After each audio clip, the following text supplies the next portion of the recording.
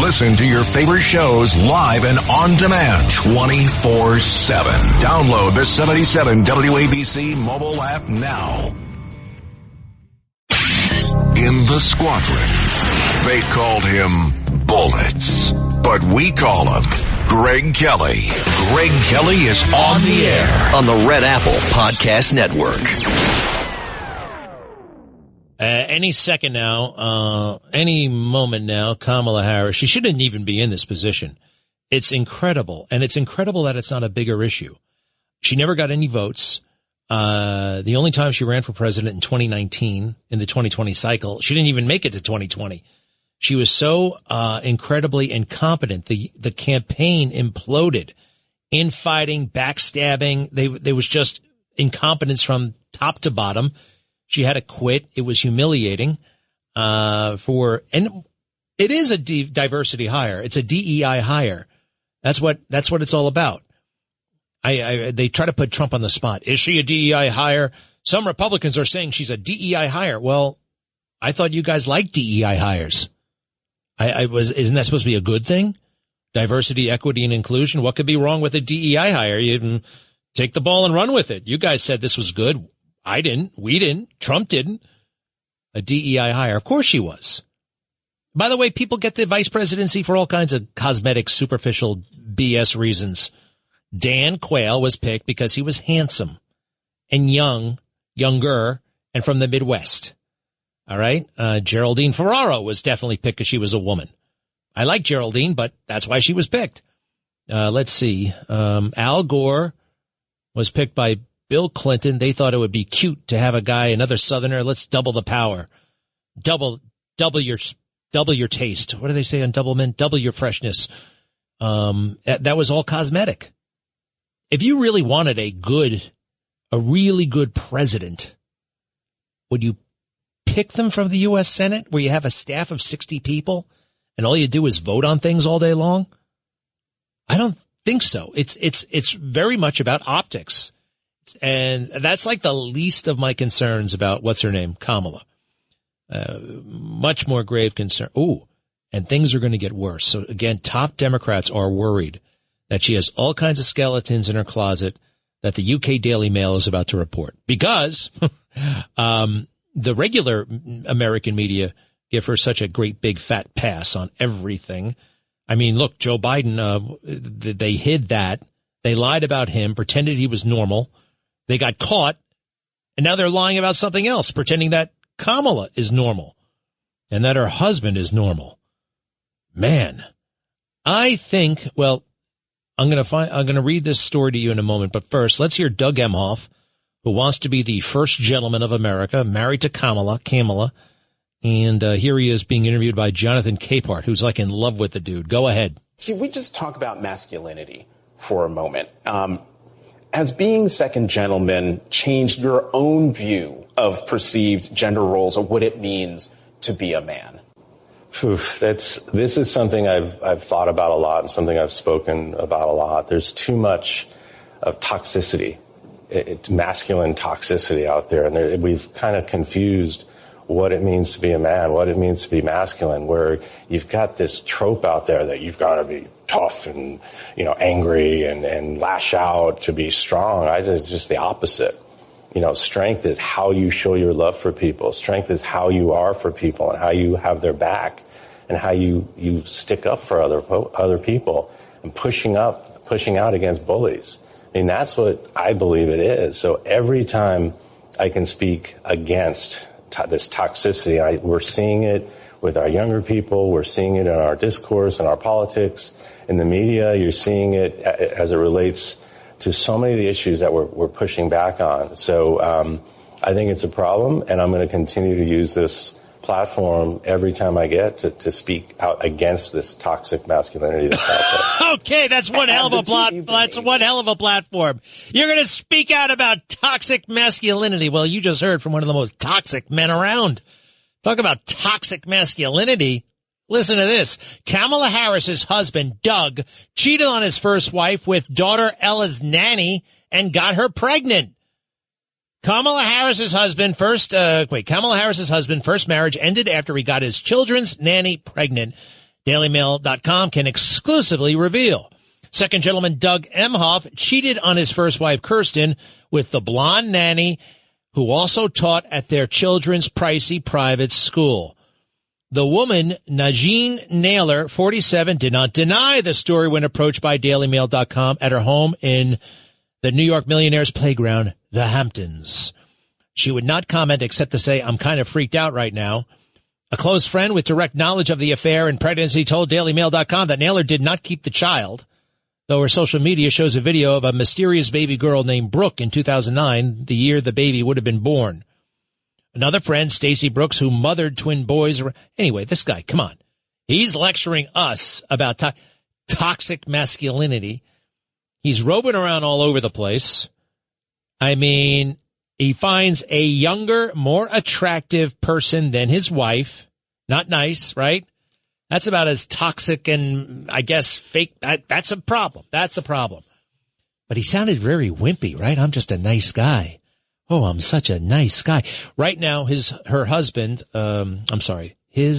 wife, Kamala, is down to allegedly 2 people for vice president. Could be somebody else. It's funny how she has cover. It can be a white person because she's a person of color. That's the only reason why she can consider so many white men for the job. And there's no outrage. There's no backlash. Where are all the people of color? Where's the disabled woman of color? Why are they all white men? Why are they all cisgender white men? You know what cisgender means? Cisgender means straight, basically. You're born a girl, you like boys. You're born a boy, you like girls. Cisgender. And nothing could be less cool than being cisgender, apparently, with these folks. Hit that second clip, would you please? That second clip. Another one. Yeah, go ahead. Okay. So, what do you mean I can't have any alcohol? Okay, well, I'll tell you. Okay, the time's 20 to 3, 14:40.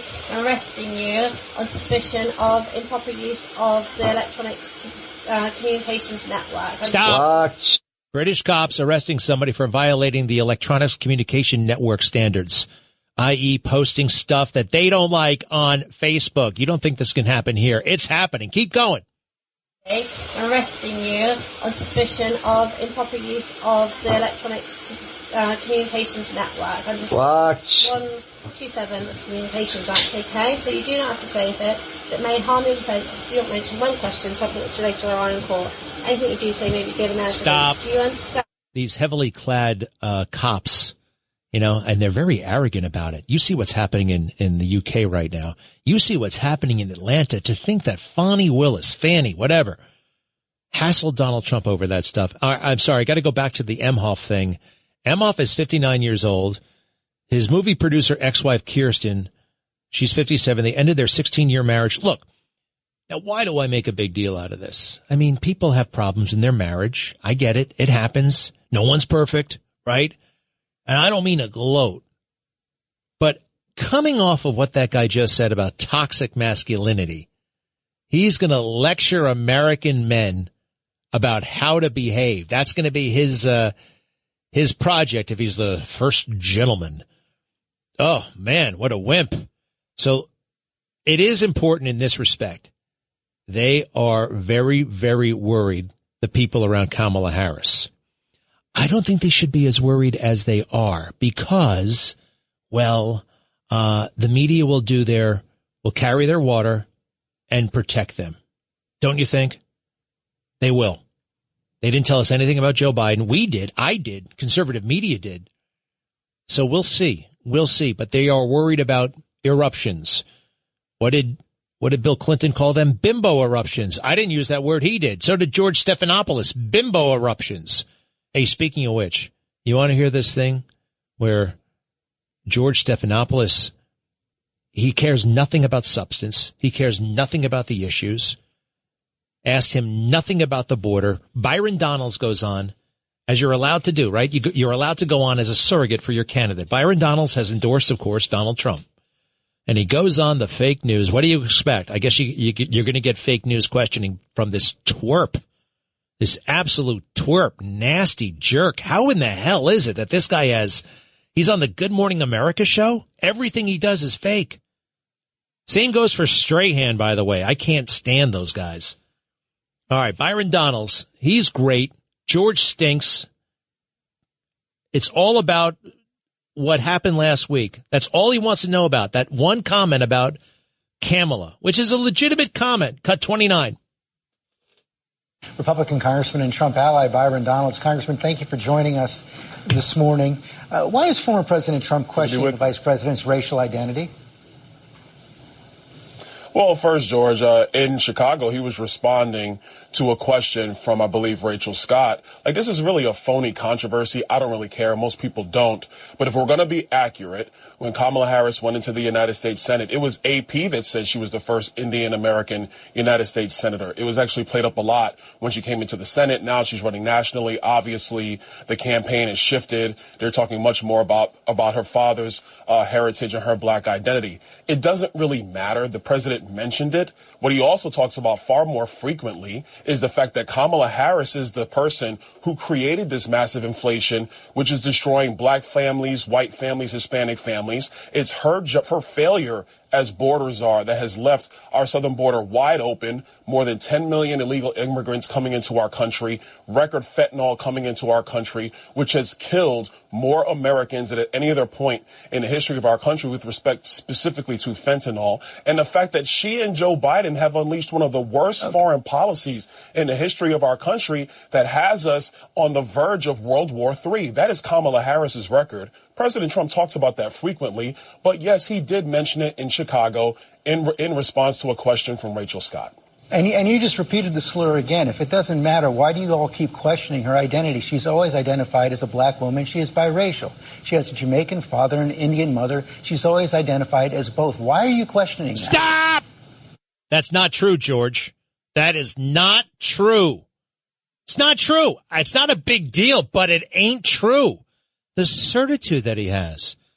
There's so many times where she has blown off the African-American part of her heritage. Ask her the question. All right. And this is all George brings up. The guy's on for like 8 minutes. Keep going. Let me answer. He talked about it on the stage yesterday in Atlanta for 2 minutes? He spent more than 35, 40 minutes going after her record, talking about how radical of a senator that she was. She was the most liberal senator in the United States, in the United States Senate. That is a fact. He talked about the job that she did as vice president of the United States, a job, I will add, which has been a failure for the American people. I know you guys like to glom on to this that he talks about in jest or in a serious manner for about a minute or so, but what you do not cover is the litany of failures of Kamala Harris. That's what you're not covering, George. So questioning somebody's racial identity for a couple minutes is okay?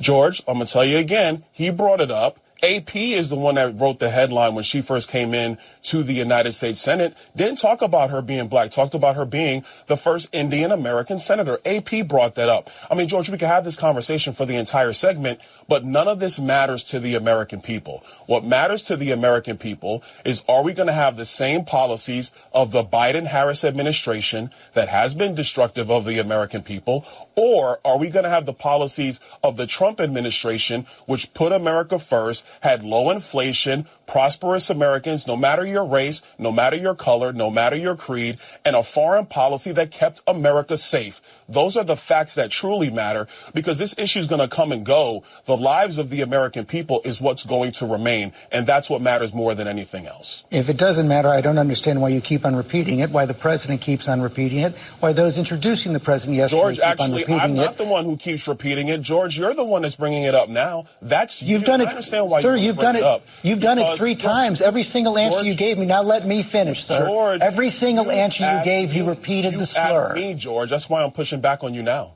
George, you asked me the question 3 times. I responded, but I'm. And every single time you repeat the slur. That is exactly my point. You simply can't say that it's wrong. George, and I want to get off this topic because it's not the only thing that's going on. But George, now you're saying that AP is the one that slurred Kamala Harris, because those are the facts. You can go to the internet and look at the clips, George, if you want to, or we can talk about this now. I prefer to talk about the future of our country, because the American people are struggling. The American people do need serious policy decisions to be made, and they need serious leadership on the world stage. Kamala Harris has not proven that she can do that. Donald J. Trump has proven that he can do that. AP did not say that Kamala Harris is not black. She is biracial. She is Indian. She is black. You continue to repeat the fact that you continue to repeat the slur. I don't understand why you and the president do it, but it's clear you're not going to say that it's wrong. And you've now established that for our audience. Trump also said at the convention that he would pardon January 6 rioters. Everybody look for themselves. Let's move on. I've already said that. Go ahead. On the internet, everybody. Let's move on. There we go. So, you go on and repeat the slurs again. Trump Slurs? also said at the convention that he would it's not a slur, by the way. How is that a slur? We can go into that too. And I'm holding the article right here that says she is Indian American, says nothing about her being African American. Well, it doesn't say she's not African American. Where do you think they got the idea, the drift that, maybe to not write African American? Because she wasn't talking about it. She wasn't emphasizing it. She was emphasizing it, we believe, for fundraising reasons, her Indian heritage and not her black heritage. And it's true. It doesn't really matter. I mean, the issues are so overwhelming. And Byron Donalds is exactly right. He spoke about the issues for about 38 minutes, and there was 90 seconds on this thing. And you see, 5 days later, all day, the entire show, poor Byron Donalds. He was amazing, though. I'll be right back. Greg Kelly on the Red Apple Podcast Network. You probably don't have Truth Social. It is the social media website owned in part by Donald Trump, and he is the big draw. I am on it, but I don't use it all that much. It's like it's a slightly pared down version of Twitter or X. I wish he'd go back to X, but there's some benefit, I guess, in him staying on here. But, he posts on it all the time, and I think it is important to get out what he's talking about, as he posted just a little while ago. Real Donald Trump. Trump cash versus Kamala crash, ! Get it? Very good. Kamala crash, just that by itself a couple of hours ago. How about this one? Voters have a choice. Trump prosperity or the Kamala crash and Great Depression of 2024. Not to mention the probability of World War III. If these very stupid people remain in office, remember, Trump was right about everything. Of course there is a massive market downturn, he writes. Kamala is even worse than Crooked Joe. Markets will never accept the radical left lunatic that destroyed San Francisco and California as a whole. Next move, the Great Depression of 2024. You can't play games with markets. Kamala crash. The left has simply swapped out a debilitated president for a challenged president. Oh, boy. He's quoting Victor Davis Hanson. Let's see here. Japan down 12%. India down 6%. Germany way down also. U.S. really bad. This is a preview of the world markets without Donald J. Trump in the White House. None of this happens if Trump is in. Kamala and the markets don't go together. She will destroy the markets. She's in power now, and look at what is happening. 1 week of the fake media saying better polls, and you get a market crash. That's from Howard Lutnick. Greg Kelly on the Red Apple Podcast Network. Yeah, all right, so Vice President Harris will pick her vice presidential nominee. It's either going to be this guy from Pennsylvania, Shapiro, or some guy from Minnesota named Waltz. Both to me are unimpressive, but who knows? I don't know what the hell, how it came to this moment where these two pretty nondescript guys are such hot commodities. Shapiro became the governor of Pennsylvania just last year. Basically a career politician. He was the attorney general. He was like one of those Commonwealth village trustees before that. Some controversial cases. Now, I love all people. I especially, Israel, Jews, wonderful. But the far left of the Democrat Party hates that. The left of the Democrat Party is virulently anti-Semite. And they're going to go bananas in Chicago if he's chosen.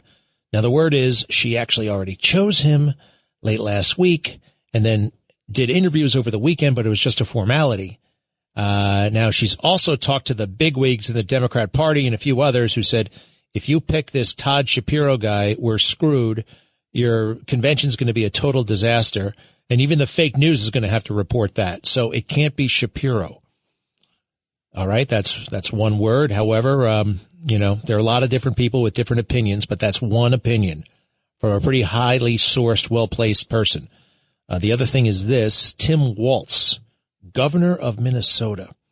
I'm looking through his background. I'm trying to find one thing that's noteworthy or interesting about this guy, and I can't find it. It's about as humdrum a record as you can come up with. State legislature and governor. I don't know. I just, they're feasting on the fact that he's military. It's funny how they never talk about J.D. Vance's military record, which, by the way, took him to Iraq, but somehow that's, no. We only talk about Pete Buttigieg, his military record, and this guy Walz. And as far as I know, Walz never even left the state. He's in the Minnesota State National Guard. I don't know. Politics is very weird, and she's a very weird woman. Let's face it. A lot of other weird things are going on. Have you heard of OnlyFans?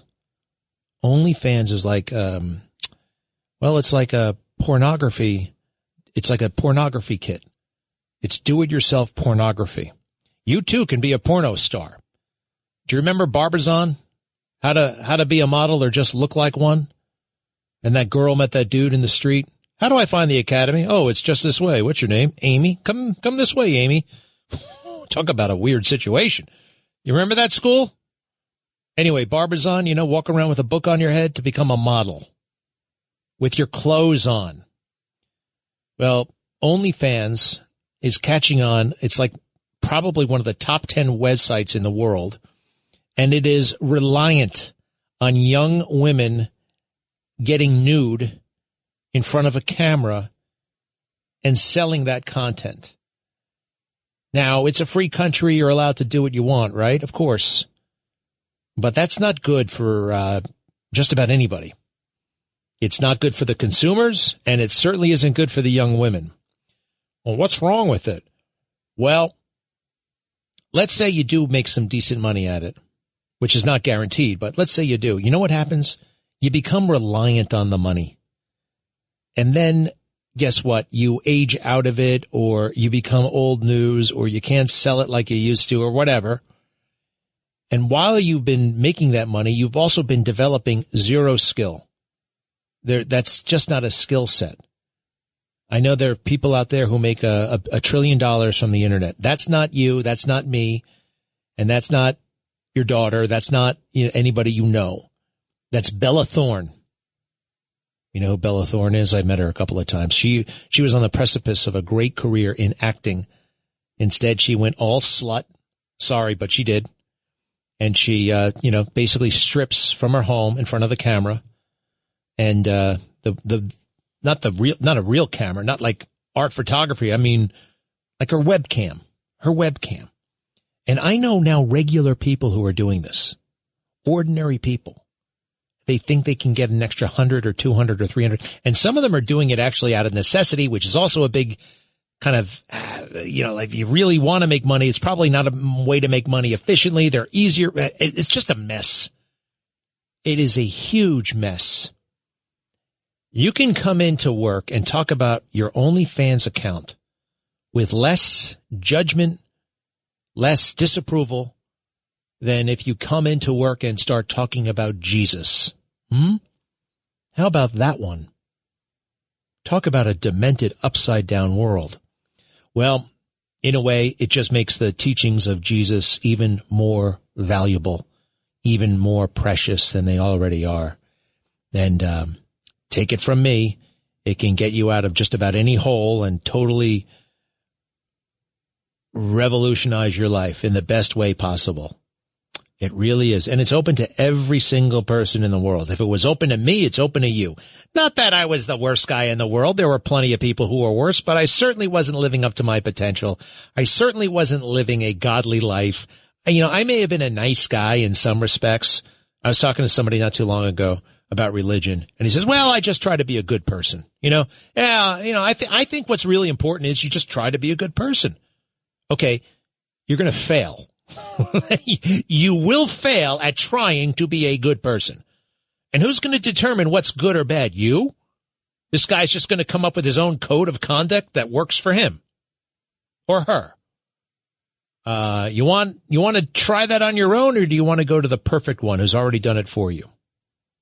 Go to the perfect one who's already done it for you. I firmly believe. Can somebody tell me how MS-13 is now on Long Island and thriving in Brentwood? What the hell happened to Long Island? It was, for a century, it was this jewel. It was this dream. It was the suburban paradise. And now it is the North American headquarters of MS-13.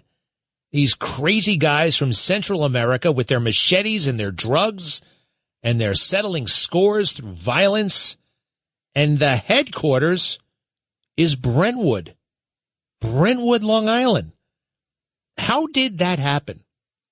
You blink, and it's been that way for about 15 years now. I need to know. I was looking at a documentary over the weekend about Long Island, about how it started, about the aviation, and about the companies, and about Robert Moses and the connectivity to the city. And by the way, Robert Moses was a great guy. Not that it matters, but everybody, it's very fashionable in silly pseudo-intellectual circles, the ones that Pete Buttigieg runs in, to badmouth Robert Caro and to falsely accuse him of being a racist. This really doesn't matter anymore, although we're still benefiting from Robert Caro. From the FDR Drive to the tunnels to the bridges to the Triborough Bridge to the Southern State Parkway to the Northern State Parkway. And it wasn't just around New York. He revolutionized basically domestic transportation in America and for the world. And all anybody can say about him is a fake news trope that he was racist. No, he wasn't racist, just so you know. That does get me. And I love it when these people try to break that out. Hey, this is a gem, and we can never forget this one. Never, ever forget. This is the holy grail of fake news. Are you ready? Ali Velshi of MSNBC, who just came out with a book. I'm buying it to see if this made it into the book. It made it into the Trump rally the other night. Cut 28. Just bring in. I want to be clear in how I characterize this. This is mostly a protest. It is not generally speaking unruly, but fires have been started, and there's a crowd that. That's famous. Right during the Minneapolis riot, he's out there saying everything's fine, and there is a riot and a huge fire right behind him. This is what's happening every single day in American media. Kamala Harris is a train wreck. She is a 3-alarm fire. She is a disaster in every way. Oh, who's she going to pick for her vice president? Who's she going to pick for her vice president? She does not have the intellectual, emotional temperament to be in public life, let alone the United States president. It is unthinkable, but it could happen. It actually could happen. Can I go back to Donald Trump? He had a great little summary of this moment the other night. Cut 27. If Kamala wins, it will be crime, chaos, and death all across our country. We're going to have just the opposite. It's up to the governors and the mayors to run things. But with Minnesota, which was a disaster, Minneapolis, the crimes. Remember the CNN reporter? This is a friendly riot. Oh, please, I'd rather not use the word riot. This is a friendly get-together. And behind him, the whole city is burning down. Remember that? Remember, it was like the flames were going like for miles. And then he got hit on the knee with something. I think it was a hand grenade that didn't go off. Remember him with the shaved head? Ding, ding, ding, shaved his head. How do I look? Great. Then he goes down, a hand grenade hits him. Fake news will say, well, that he wasn't on CNN, he was on MSNBC. The whole story, the general gist is correct and very, very apt. Hey, remember Dr. Ruth? She died about a week ago, maybe 2 weeks ago. The legacy of Dr. Ruth as the New York City parks advocate. I remember her as an oral sex advocate. I never remember her as remember with the ice cream cone on Z100 on Sunday nights? Was that really, when you think back, was that really helpful? Remember, the whole world was tuning in. Nobody had ever heard anything like that on the public airwaves. And now it's considered tame. It is considered ordinary. And I'm not blaming her, but a lot of damage. You know, when you over-sexualize, you under-sexualize. There are all kinds of reports of young men not being able to perform when it comes to sex unless, they're watching the pornography with a certain type of woman who does that. Regular women that you meet in real life, that doesn't do it for them. And they need the this and the that and the this and the that to get the motor running. And that is really a horror. I keep thinking about that woman who called, was it last week, from Staten Island? She had a couple of points, but the one that stayed with me, she was upset with Vance for the single woman comment. And I think Vance got way too much heat for that. But she said that there are a lot of young women she knows who can't meet men. Because why is that? Well, we do have a lot of toxic bachelors out there. And why would you get married? I mean, in the olden days, what did you get married for? Really? Why was everybody getting married at 19 and 22? You couldn't check into a hotel if you, you had to be married. You had to be married. Now you don't have to be married. There's no shame in hooking up and just walking away. Use and abuse and walk away. Selfish. We have created generations of selfish men and lonely women. And it is such a crime. And it's hurting so many people. And it's basically not discussed. It's basically just allowed to fester. Yeah, once in a while you'll read an article about it in the Science Times or whatever. But it's just getting worse and worse and worse. And believe me, if the Democrats get in, there's no turning back. I'll be right back. Greg Kelly on the Red Apple Podcast Network.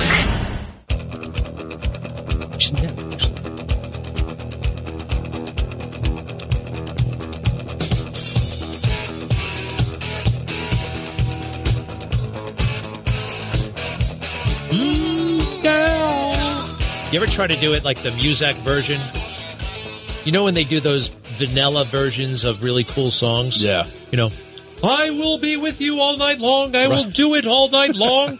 You know, that kind of. Anyway, James Flippin, you got some information about Josh Shapiro, the governor of Pennsylvania, who just might be VP to Kamala Harris. And notionally, because I don't think he's going to be. They're not going to win. Yeah, so before Shapiro was the governor of Pennsylvania, he was also the attorney general of Pennsylvania. And there's this case dating back to 2011 when a 27-year-old school teacher was stabbed to death. 20 times she was stabbed. 10 of them were to her back. Potentially 2 of them were post-mortem. Now, originally that was classified as a homicide. Makes sense, right? Yeah. Later, it was changed to a suicide. Much to her family's chagrin and objection, how could this possibly be a suicide? Later, when the case was kind of re-examined under Shapiro's leadership as AG, it was reaffirmed as a suicide. Now, a lot of people are asking questions, what's the fiance here of this victim? Was he somehow potentially involved? Was he looked at properly? Are there any connections to people in power? All this kind of stuff. But I can tell you this, when Shapiro was AG, they reaffirmed that it was a suicide, despite 10 of those stab and slash wounds being to the woman's back and the back of her head. Maybe it was assisted suicide. She paid some guy to do that to her. Maybe. Doesn't seem plausible to me, but, Well, look, there must be some reason as to why they called it a suicide. right? I mean, look, I have not done a extreme deep level of forensic dive on this story. It's just very bizarre that it would be reaffirmed. 2011. Originally, it was ruled by the medical examiner as a homicide. Maybe there later changed. Maybe there was some weirdo who worked at the morgue who stabbed her. That's a theory. When he was off duty. That is a theory. Speaking of weirdos who work at the morgue, have you ever seen the movie? What the hell's the name of that movie? Exorcist. Yeah. One of the technicians in The Exorcist was a mass murderer. He was an extra. He was actually working. Yeah. Yikes. And he was from Long Island. I'll tell you the whole story tomorrow. That movie's so creepy to begin with. It is. It is. And then he was also in the movie Cruising. You know the movie Cruising with Al Pacino? Well, you should see that movie. Okay? It might speak to you. Just a wild guess. All right. Thank you, James Flippin. Thanks, Greg. All right. Oh, Barbara, hello. Hi, Greg. Hi. Hi there.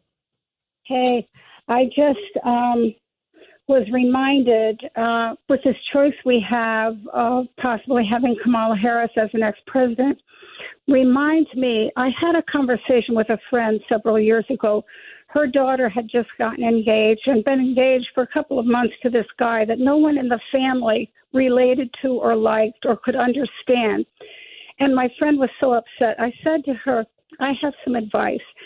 Sit down and have a private conversation with your daughter and ask her, what are the 3 things that you love the most about your fiancé? What are the 3 things that just warm your heart about him? Well, a month later, the engagement was done. It was over with. That conversation started it, and it ended the engagement. So when I'm talking to people, I would say to them, what are the things that the Harris and Biden administration have done that really helped your family? They've been in office over 3 years. What things have really made a difference to your family and to the country? And then when you look ahead to Kamala Harris as president, what are the 3 things you admire the most about her? What would you expect her to do as soon as she gets into office that will help your family and help the country? Oh, I like that. Honestly, those are unanswerable questions, right? Yes, they are. They certainly are. But if you ask them very sincerely, which I would be sincere. I want to hear from people as to why they would actually vote for her. What is it that happened during this last administration that has made their life better, that they can see has made the country better and stronger? And on the other hand, if they ask me, what are the 3 things that I think that President Trump would do if reelected, I would say he would do what he did before. He would make energy so much less expensive, which would make everything less expensive. He would remove the tax on Social Security. I did taxes for years, and people were so offended that they had to pay tax on part or all of their Social Security because they knew they paid taxes on that money many times over. And the other thing that I would say, the third thing is school choice. Every child in America, whether they're in an inner city or in a rural area or in a suburb, should have a choice of schools that the parents can help them to find the best school for their children.